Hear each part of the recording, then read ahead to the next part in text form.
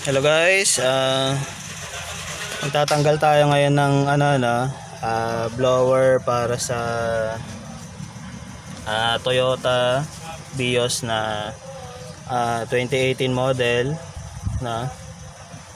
So usually kasi guys, yung mga blower natin madalas makikita natin sa part ng glove box, no?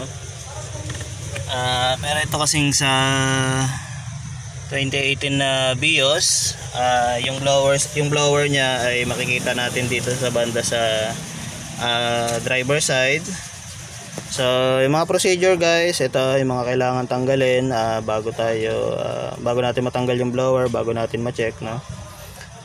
Syempre kailangan nating tanggalin tong side cover dito sa gilid, no? Then ito yan sa kambyuhan, tinatanggal natin to.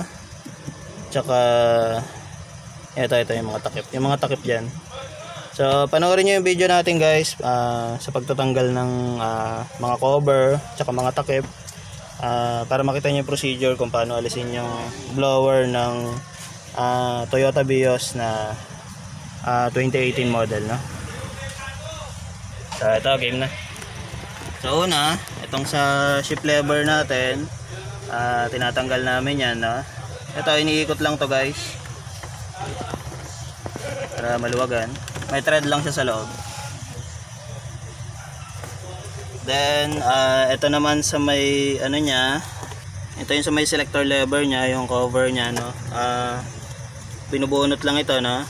Pero kailangan ingatan natin ng konti.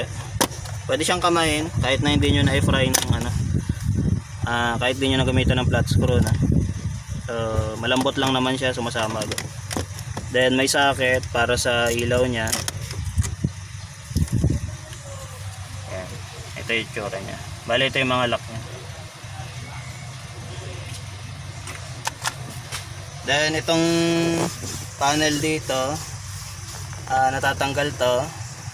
Pag na kayong gumamit ng flat guys, no, kamay lang, matatanggal naman to. Yan. Pero ingatan nyo na lang, siyempre pakiramdaman, tsaka para iwasang mabali, maputol. Ayan, ito yung lock nya. Then itong part na to ay nahatak lang natin. Kaso syempre nakaharang tong selector lever natin, gamit tayong susi. Siguraduhin nyo guys, itong handbrake natin nakaangat palagi, no? Bago tayo mag change gear, kasi baka halimbawa kung hindi level yung sasakyan, baka biglang umatras, no? So on lang natin yung susi guys, na pag inan mo yung susi, apakan yung preno para mailipat natin. Yan. Tapos off na natin ulit yung susi. Ngayon ito, hatakin na natin. Pag inatak natin, makita natin may wire dyan sa likod.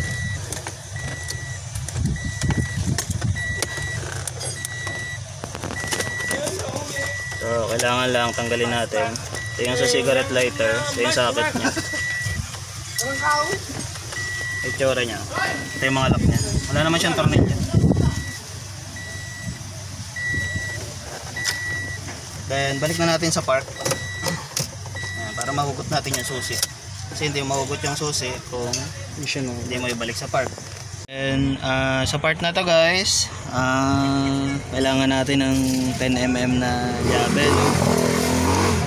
Pwede ring socket para matanggal natin yung 10mm na bolt. So piitin lang natin para matanggal na. Oy, Tisoy, yung aso mo pinarawan mo. Kawawa naman. Arawan. So itong kabila guys, tanggalin na rin natin, ha? Kasi isang buto bubunutin natin. Kailangan natin siyang tanggalin.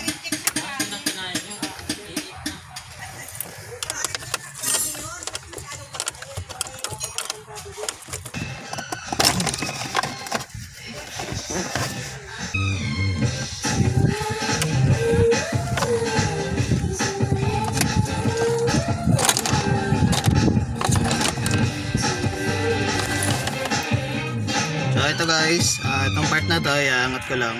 Hindi naman na natin siya kailangan kailangan natanggalin. Bale, ito kasi i-atras lang naman natin. So parang ganito guys. Para magkaroon lang tayo ng access sa part na yan.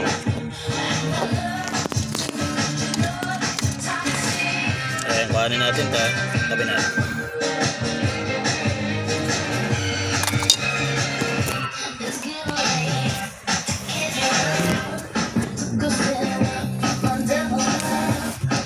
So dito tayo ngayon sa driver seat na. Itong part na to kailangan din nating kalasin na yung cover dyan sa driver seat dito sa ilalim.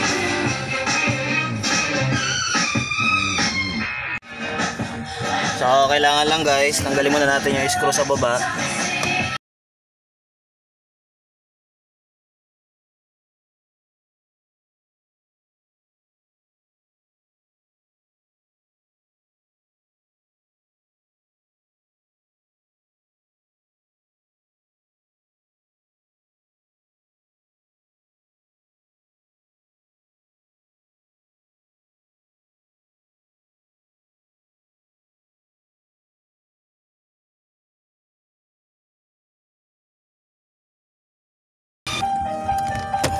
Pag natanggal, itong part na to, ina-attack lang yan.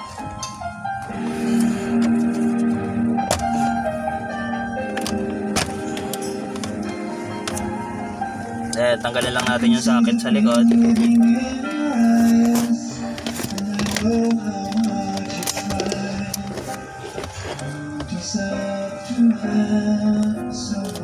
Check na natin yung blower kung makita natin sa loob. So yun siya. Yun yung blower natin. Bunutin lang natin ito.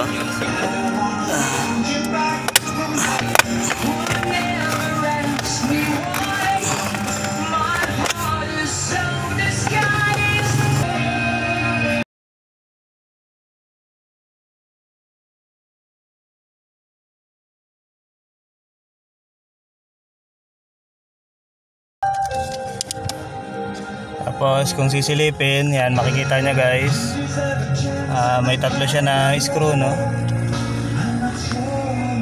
Yan. Tirita sa part na to, yan. Yan. So kailangan lang natin siyang alisin. Pero bago yan, yung socket, bunutin muna natin.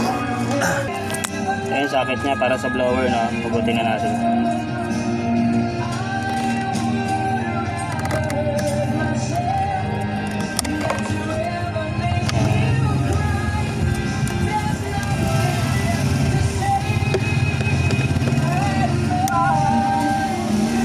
Tapos tanggalin na natin itong screw.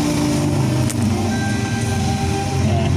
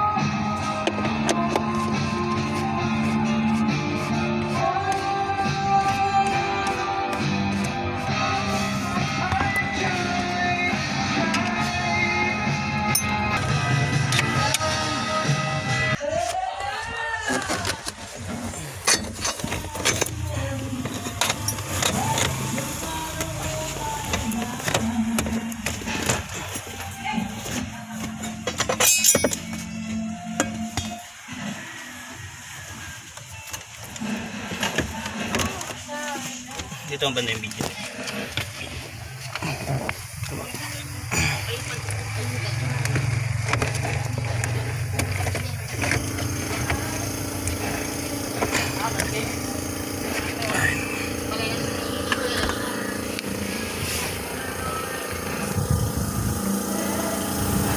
So ayan guys, kita natin na tanggal na. So yun lang yung mga procedure na kailangan natin guys, para matanggal siya.